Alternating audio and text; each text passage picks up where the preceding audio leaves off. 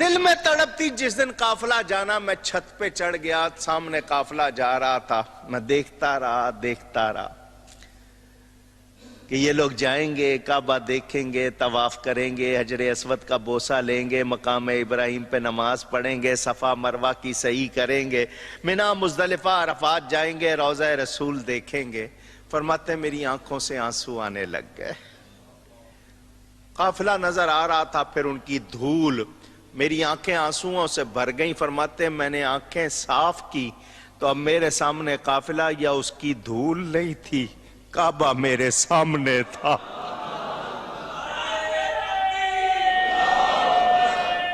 اللہ نے گویا کیا فرمایا, تو عبد القادر ہے, میں القادر. القادر کے معنی جو سب کچھ کر سکتا ہے. تو عبد القادر ہے, میں القادر ہوں. تو نے آنا چاہا, ماں نے آنے نہیں دیا, مگر تو پیارا ہے, تو نے خواہش کی ہے. میں القادر ہوں, تو کعبے نہیں آیا, میں کعبے کو تیرے پاس بھیج دیتا ہوں. فرماتے میں نے سارا منظر وہیں سے دیکھا. یہ اس وقت کی شان ہے, ابھی کم سن ہے. ابھی پھر وہ وقت بھی آیا جب آپ غوثیت کے مقام پر فائز ہوئے.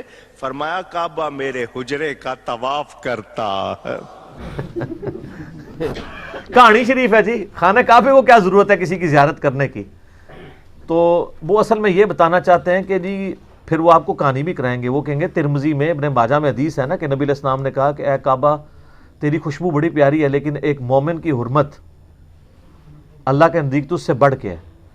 تو سر وہ ہر مومن کی حرمت بڑھ کے ہے, لیکن کسی مومن کا طواف نہیں ہو سکتا. ہمارے نزدیک تو ہم اگر یہ کہیں کہ ہم نبی علیہ السلام کی عظمت, خانہ کعبے کی عظمت سے بڑھ کے سمجھتے ہیں, لیکن نبی علیہ السلام کا طواف تو نہیں کر سکتے. شرعی حکم تو اپنی جگہ رہے گا, اینالوجیز تو نہیں بنے گی. ہمارے نزدیک نبی علیہ السلام کا مرتبہ حضرت آدم علیہ السلام سے زیادہ ہے, لیکن کوئی فرشتہ نبی علیہ السلام کو تو سجدہ نہیں کرے گا. آدم علیہ السلام کو اللہ تعالیٰ نے علم منوانے کے لیے کیا, ہم بھی نبی علیہ السلام کو نہیں کر سکتے سجدہ.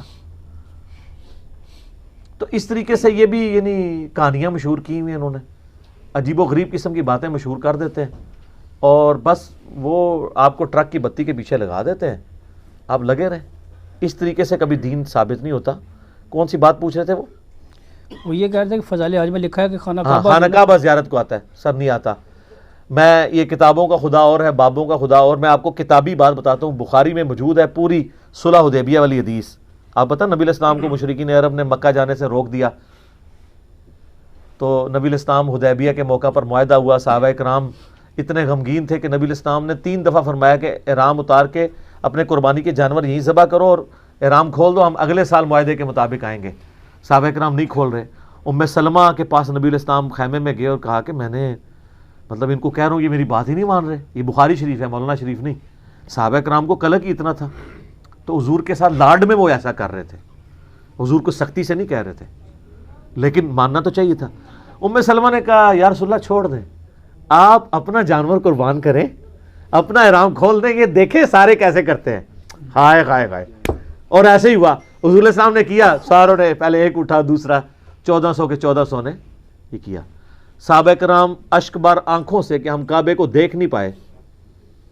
6 سال کے بعد موقع آ رہا تھا کعبے کی زیارت کا, اور وہ صرف کعبہ نہیں تھا, ان کے لیے آبائی وطن بھی تھا, وطن اصلی بھی تھا. تو سر ادھر تو ہونا چاہیے تھا. جیسے ہی صحابہ کی آنکھوں میں آنسو آئے, کعبہ خود اڑتا ہوا طواف کرنے کے لیے آ گیا.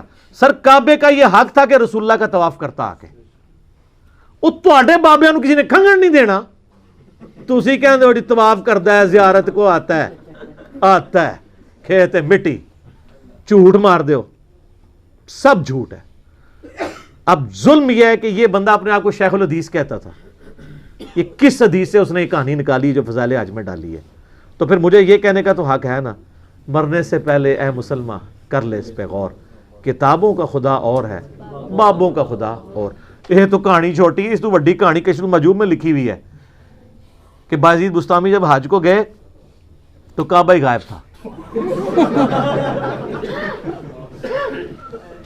وہ کہتے نہیں, وہ کہنے کا مقصد ہے کہ کعبے کی عمارت تھی, اندروں روح نکل گئی سی.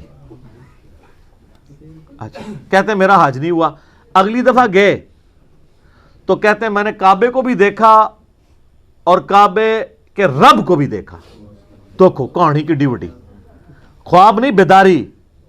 اور سورۃ الاعراف کی آیت نمبر 143 ہے کہ موسیٰ علیہ السلام کو اللہ نے کہا تو مجھے نہیں دیکھ سکتا. لیکن یہ کتابی بات ہے, وہ کہانی شریف ہے, وہ بابی ہے, یہ کتابی ہے.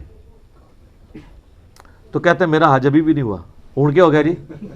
وہ کہتے ہیں نہیں صرف اللہ کو دیکھتا. تیسری بار کہتے صرف اللہ کو دیکھا تو کیا جی میرا حج ہو گیا. اور تذکرۃ الاولیاء میں لکھا ہے کہ مجھے اللہ نے معراج کرائی حتیٰ کہ میں عرش تک جا پہنچا اور اللہ کا مشاہدہ کیا. اتنی کہانیاں لکھی ہیں, سب کہانیاں سر چھوڑ دیں, مرنے سے پہلے غور کر لیں کہ وہ دین جو علم وحی کے ذریعے آپ کو دیا گیا ہے وہ اور ہے, اور جو بابوں نے دیا ہے وہ اور ہے. مجھے بتائیں کہ دودھ بھینس کے نیچے سے, گائے کے نیچے سے خالص ملتا ہے یا گوالے سے؟ تو آپ کے جو گوالے یہاں دین مکے مدینے سے لے کے آئے, انہوں نے خوب پانی ڈالا ہے, بیکٹیریاز والا, وائرسز والا, شیطانی وائرس, شیطانی بیکٹیریاز والا پلوٹ کر کے آپ کو دیا ہے. یہی وجہ ہے کہ جیسے ایک مریض کو پکوڑے بھی کڑوے لگ رہے ہوتے ہیں, اس وجہ سے نہیں کہ پکوڑے کڑوے ہوتے ہیں, اس لیے کہ اس کے منہ کا ذائقہ خراب ہوتا ہے. تو ہماری باتیں شروع میں لوگوں کو کڑوی لگتی ہیں, لیکن جب ذائقہ ٹھیک ہوتا ہے نا, ہائے ہائے ہائے, پھر چس آ جاتا ہے. کہتے ہیں چک کے رکھو انجینئر صاحب, چک کے رکھو کام, کیونکہ ان کو پتہ چل جاتا ہے. وہ اس لیے کہ ان کے پاس اپنے غصے کو ایکسپریس کرنے کا اب یہی راستہ ہے کہ یار انہوں نے کیا کیا ہمارے ساتھ, کوئی ایک شے بھی صحیح نہیں دسی. دعائے قنوت غلط, قنوت نازلہ پڑھانے رہے اتنا عرصہ, قنوت وتر سکھائی نہیں. ٹھیک ہے. اور بابا جی بڑے مشہور نے نا, بابا جی کہتے ہیں کہ جی ججاں کو دعائے قنوت سنو, اور بابا جی دعائے قنوت تو بھی نہیں آتی, کیونکہ تسی بھی یاد کی تھی اللہم انا نستعینک و نستغفرک. جو دعائے قنوت وتر ہے وہ تو ہے اللہم اہدنی فی من ہدیت. تسی ججاں کو کے سننی, پہلے آپ سناؤ.